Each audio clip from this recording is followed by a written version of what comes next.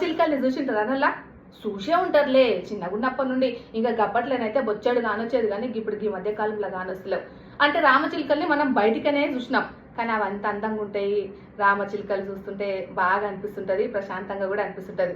బయటికే చూసినప్పుడు ఇట్లా అనిపిస్తుంది.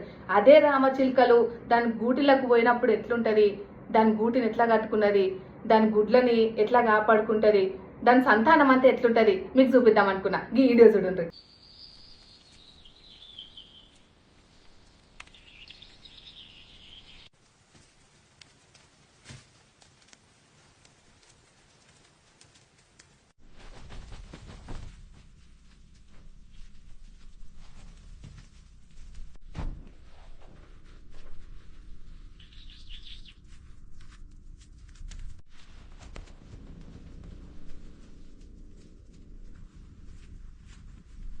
ఇప్పుడు నేను చేసిన వీడియోలు కనుక మీకు నచ్చినట్లయితే లైక్ చేయండి, షేర్ చేయండి, సబ్స్క్రైబ్ చేయండి. ఏమంటున్నా?